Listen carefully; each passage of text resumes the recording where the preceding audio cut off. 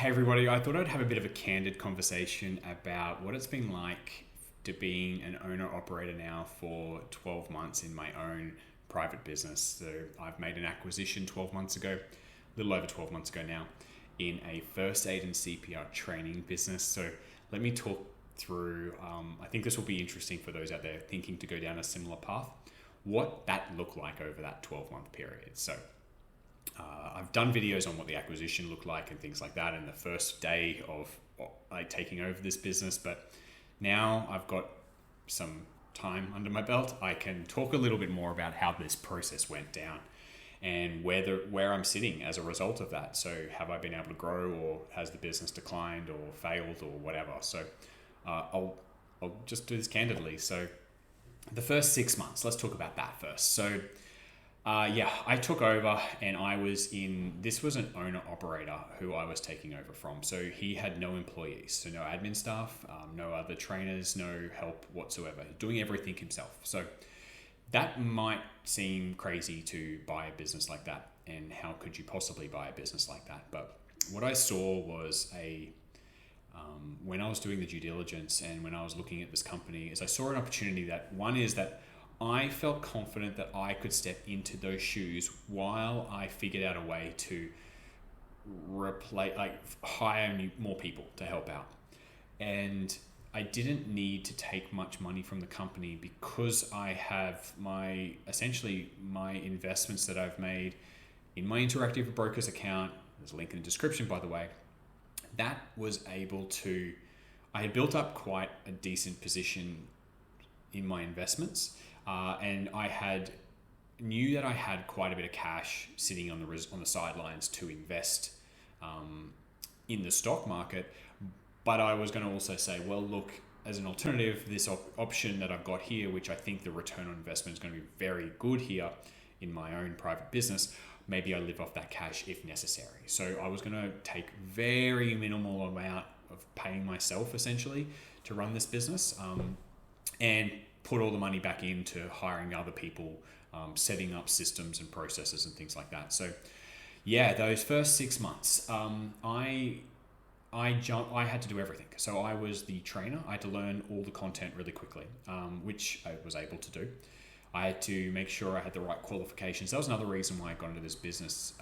Why it attracted me was I used to actually be a school teacher. So the qualification to be a school teacher, to then teach adults in first aid and CPR training like I do now, that was not a big step. I didn't have to go back to university to get the qualifications and things like that because I already had the qualifications. So I just had to learn the content really well, which took some time. That took a good 3-6 months. I had to go get some work experience, making sure I was a proper first aider who knew how to handle first aid scenarios and have some experience in that as well. So I did some volunteering as well. Went to get some training done from pediatric nurses and things like that as well, just to make sure I felt confident with the skills that I needed to teach. And then, as the owner, the period after I took the acquisition over, the owner stayed with me for the first 3 months, so I could go around to the classes, learn as much as I could from him, and do all this learning and studying that I was trying to get my skills up for. Then after about 3 months, I started taking over the classes. It was probably actually after about 2 months I started handling classes on my own, without him in the room. And by 3 months he was fully out, and I was driving around, going from class to class to class to all these different businesses teaching. So I was literally fully hands-on. Somewhere in between that day, I would have to do all the admin and bookings for the future, all the customer service and complaints and the calls and all the stuff that had to be done. I had to do all the scheduling, all the admin work, all the back-end stuff. It was a massive amount of workload. I can see why the guy who I bought this business from wanted to sell the business. He was running himself into the ground, and I have full respect for the fact that he was able to do this for so many years, for about a decade on his own without help. But it made total sense that he wanted to sell, and he was getting older, and I needed help. I knew that, but that was the plan all along. So I got in it, I figured out all this stuff, and I was doing 15, 16-hour days easily. So that was intense. So that was the first 6 months. Now, I'm glad I went through that sort of trial by fire, because the second 6 months, I was able to then, I knew what I was hiring for. Now, the first hire I did actually was an ops manager, and I decided to, instead of getting an operations manager that was going to be local and on the ground here, what I did was I decided to hire out of the Philippines. In a previous company that I used to own and run, I was able to hire administrative support from Serbia, and this time I wanted to go to be in the same time zone. Since I'm in Perth, Australia, the same time zone for me was the Perth time zone, which is the Philippines, happens to be on the same time zone. A big piece of Indonesia is too. So I was looking sort of Indonesia, the Philippines, or Western Australia.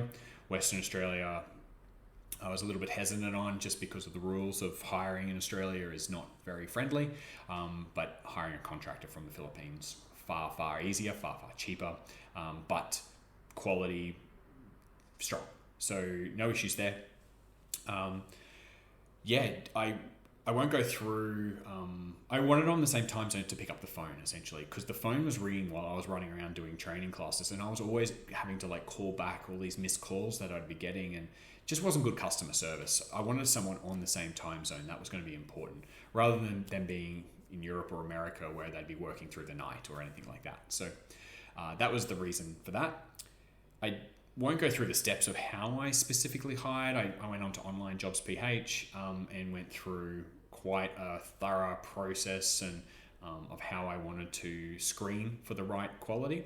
Lucky I had sort of had experience with this part as well in that previous business, so that wasn't that intimidating for me. And the ops manager that I have, operations manager, she's fantastic. So she's doing a fantastic job now. She's picking up the phone when it calls. She's emailing back quickly, while I could then still keep running around training. So I was sort of training her when I ever had some downtime, when I wasn't teaching a class. And after, it didn't take long, maybe a month or two, she was able to run ops. I was able to do the training. So that was great. The second hires I made were other trainers now. So what I did was, Perth is, you won't be familiar with this, but it's very spread out. So north side, there's a river that runs through the middle called the Swan River. People don't really like going across the river. So on the north side, you kind of want to stay on the north side if you live there. South side, you kind of want to stay on the south side if you live there.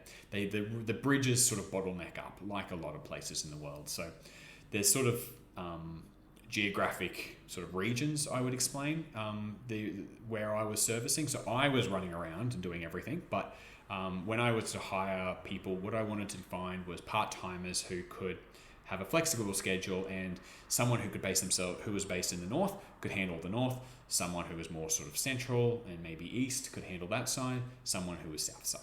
That's what I sort of was hoping for. That's sort of what I did. I started that hiring process for trainers. One trainer didn't work out. Great guy, just didn't feel confident that he would represent the business like I wanted him to. So through the trial period, I did let him go. But I was able to hire 4 others now. So sort of it was the first 2, and then I hired another 2 about 3 months ago, actually. So I've got 4 trainers now, sort of spread out, nice, evenly spread geographically as well, north, central, south, far south. And that works out really nicely for them and their lives and how it works perfectly. So they all had experience in the medical world, which was great. And they knew more than me. They're doing a really good job. So I'm now just sort of managing my trainers, trying to make sure that they feel like they've got all the things they need to do to deliver these classes. Keeping them happy is sort of my role now. And the next hire I made was actually an online marketing manager. So that was important because my job is where I see myself now after sort of starting at the bottom, getting someone to take over ops, someone to take over the training, is I see myself as head of sales, head of marketing, that's my role. The online marketing, that's a job in itself, and luckily I have a great online marketing manager who is handling all the online marketing efforts. So that's one part of the marketing puzzle. The other part of the marketing puzzle, which is the in-person, the networking, this going to events, going to expos, things like that, that's now on me. That's fine, happy to do it. And then sales, that's what I'm doing as well. So I'm taking as many meetings as I can. I'm also training my trainers, making sure everything's going okay, making sure we're following up on people from previous years, training my ops manager. So that's my role at the moment. I've also made a second small acquisition. So it was just a lady who had a small little client base that she was just servicing sort of part-time herself. She was looking to retire. She knew that I had, from the previous seller, that I had bought him out. So her and I started talking, and it took about 6 months, but we got her over the line that she sold me her client list. So that was a nice way to grow a little bit as well. So that bumped up the business by, well, it will in this financial year coming. So that'll bump the business up hopefully by 10-15%. But okay, let me just now tell you what the results were for that 12 months. So in 12 months, I've actually grown top line revenue by 25% since I've taken over. The first 6 months were flat. The second 6 months was when I was able to do that growth. So now the profit has gone actually down. The reason is because I've got more OpEx, which is my ops manager and the trainers. That's their costs that were not in the business before I came in. But I knew this when I was making the acquisition, and I factored that into the calculation of the price that I was willing to pay as well. I knew that these costs were coming in.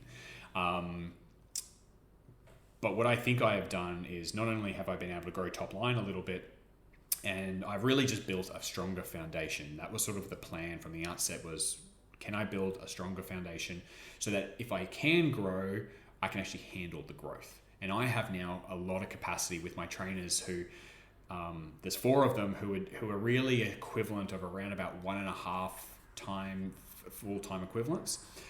They've got more capacity. They've told me they have, but they're really happy with their flexible schedule, but there's capacity there. I think I could probably double my business and not have to hire any more trainers. So that's great. That means I've got capacity to go out and do more sales, and that's sort of the plan at the moment. I've even hired an intern to work with me on sales just recently too. So really figuring out the growth of the next 12 months. The acquisition that I made, that'll bump things up by 10 or 15%, like I said. Hopefully I can get a little bit of organic growth as well, and that's sort of the plan. And maybe potentially more acquisitions in the future too. So prior to making that foundational changes, if I did grow without making those changes, I would have had to delay work, push work out further and further because I was the only trainer. But now I can handle multiple training sessions at the same time, things like that. So after that 1 year, that 12 months of me being the owner, I've actually paid out the seller completely now. So I 100% own the business. There is some invested capital that I put in that the business still owes me, but that's no big deal because I'm obviously not going to be charging interest on that. So the business does owe a little bit of money, but the ownership is 100% on me now. The cool thing about this, doing a small acquisition, was that I didn't have to raise any money, and I don't have any debt from outside sources, just my own personal money that I got to repay. And I don't have to share any equity with anybody. I'm 100% owner. So, and considering this was a new space for me as well, I needed to learn a lot and figure out a lot as well. So I'm actually really happy I started small. Because the risk wasn't so insane, like it was just a little bit of my money, but I didn't have other people. I didn't have to mortgage anything. I didn't have to get out big heaps of personal guarantee debt or anything like that. And now I feel really confident that I know this space pretty well now, and it's been 12 months. I know I can grow now. I think if I bought a bigger business, like let's say it was the same business but 5 times the size, and I had to have all this debt, and I had to give up some equity and have investors trying to talk me through what to do and having meetings with them. That would have been not anywhere near as good of a situation as I think I'm in now. Because I have these operational skills now, I have a deeper knowledge of the industry. If I'd bought a bigger business and it didn't go as well, that's a lot of stress that I didn't really want. So I can now look at add-on acquisitions from a place of strength and knowledge and understanding. I talk the lingo, I know what's involved, I know what a good and a bad training business looks like as well. So I can feel far better about potentially raising money in the future to go make bigger acquisitions because I know what's involved. I could raise debt if I wanted to as well now, and take down a bigger business because I've got this track record. I feel far more better about that. And something that I have been able to do now, the 12 month, and I've paid out the seller and it's 100% my business, that money that I used to pay out the seller, those extra profits, are now coming back to me. So not only am I paying back what the business owes me, I'm actually able to allocate a little bit of my money now that's coming through, my take-home money, into public market investing. So I've been able to enjoy getting back into investments in my Interactive Brokers accounts from my ideas. And that's been nice to sort of be able to do that a little bit too. So that's sort of the update. That's the 12-month update anyway. I hope you enjoyed the video and I'll see you in the next one.